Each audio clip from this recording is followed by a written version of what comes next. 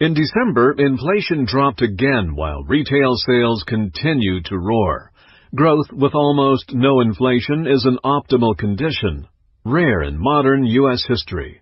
Meanwhile, earnings growth is accelerating and earnings drive stock prices.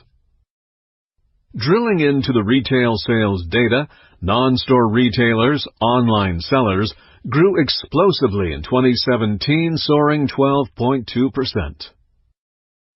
Dominated by Amazon, online sales have transformed the way American consumers spend, while department stores and traditional retail outlets are shuttering locations. Even as Walmart said it was boosting its minimum wage to $11 last week, it announced plans to close 60 Sam's Club big box stores. Job losses in department stores and other traditional retail locations have been more than offset by new jobs at online retailers. Retail sales, excluding volatile gasoline, grew 50% faster in 2017 than in the last expansion, and more strength is in the pipeline. In the next month, new low tax rates will boost paychecks. Consumers will get a lift in net income and have more to spend. The earnings picture is bright. Since April 1991, when the decade-long expansion of the 1990s began, profits at large American companies have grown at an average annual rate of 7.4%, and a dollar invested in the average company over this 26-year period averaged at 7.4% total return annually.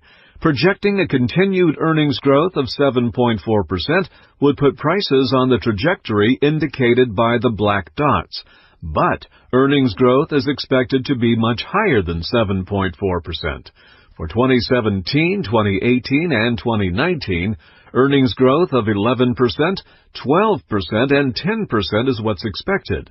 This explains why investors in recent months have bid share prices higher consistently. At 103 months, this cycle of expansion is the third longest in modern U.S. history, behind the 120-month boom of the 1990s and the 106-month-long expansion of the 1960s.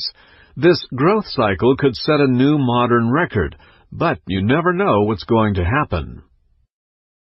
In a speech last week, the nation's number 2 central banker warned that the newly enacted tax law poses risk to the creditworthiness of the nation. William C. Dudley, who recently announced plans to leave the Federal Reserve Bank in May after running the influential New York district for 8 years, said the Tax Act's near-term benefits ultimately could damage faith in the credit of the United States. Mr. Dudley, a key architect of Fed interest rate policy after the financial crisis, bluntly told a gathering of Wall Street executives that the current fiscal path of the nation is unsustainable. Despite the political crisis in Washington, D.C., the Standard & Poor's 500 closed the week at a new record high price again. Yet plenty could go wrong. Rapid acceleration in growth from the new Tax Act increases the likelihood of the Fed making a mistake in interest rate policy by quashing growth or allowing the economy to overheat. A constitutional crisis, the nuclear standoff with North Korea, and unspeakably nightmarish events may seem more imaginable than ever. Realistically, a 10 or 15% drop could occur in a flash of bad news, and the chance of a bear market decline of 20% or more increases as the 8.5-year bull market grows older. But the economy shows no hint of recession. To the contrary, smashing earnings growth is expected for 2017, 2018, and 2019, and that's literally the bottom line.